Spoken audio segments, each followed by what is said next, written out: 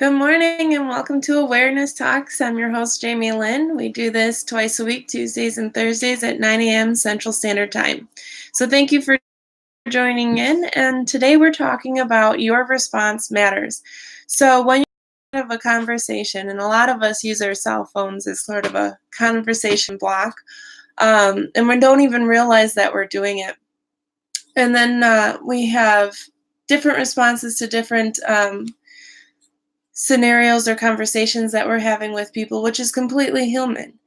But what we don't see is on the other side of it is the impact of what our responses are. So, for example, let's go back to the cell phone for just a second. If you're having a conversation with someone and you're talking at your cell phone and your eyes are at your cell phone and your person is in front of you and you're saying yes, and you can even remember what the person was saying, you're not engaged in the conversation. So your responses aren't going to be as, well, engaging as they would be if you had set your phone off to the side. Take a note next time you go to a restaurant, particularly one that would be a romantic setting where couples would meet for the first time or have a date or an anniversary dinner. Notice how many people are on their cell phones and in attempts having a conversation with the person across from them, and just watch the responses. Like, I'm not saying like glare at people, but just watch the response of the person who's talking versus the person who's on the phone, or watch with your partner if they're doing it to you or if you're doing it to them. The other thing is to know that we are the ones who are in control of our own upsets and our anger. So when we come into a conversation where we don't like what's being said and we have the impulse of the emotion take over the conversation, we are then losing the person who's talking, because inside of those reactions, we are causing judgment in the other person. So we may think we're not judging, and on the other side of it, because of our reactions and facial expressions, we can be causing them to believe that they're judged.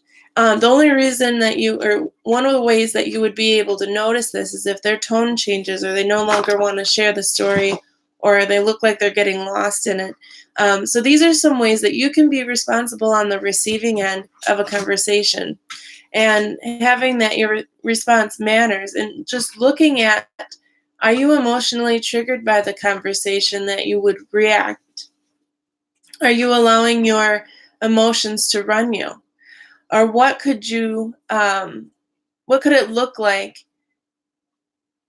if you could be a complete listener, where you're absorbing everything that the person is talking about. You're getting who they are, what they're committed to, and what their conversation is about. Are they just ranting? Are they complaining? Are they sharing with you? And encourage that they share with you, and allow the space to have the rant. Sometimes we just need to express what we are upset about. And when we do that, we feel a lot better. And then if we get cut off of our rant, we end up suppressing that emotion, and it becomes really hard to deal with, and the person who got cut off is now annoyed. So you could actually be the space if someone is like complaining to you a lot about the same topic that's a little bit different, but if they're just ranting to you about something that happened or some news that they had gotten, they're just trying to work it out.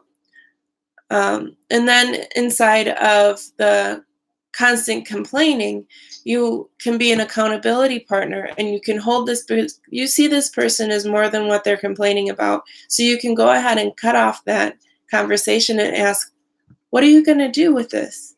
Do you have any plans or ideas about this? So, your response matters. This is Jamie Lynn on Awareness Talks. I'll be live on Facebook tomorrow, which is Wednesday at 9 a.m. in Breakthrough and Thrive. So I will see you there. Take care.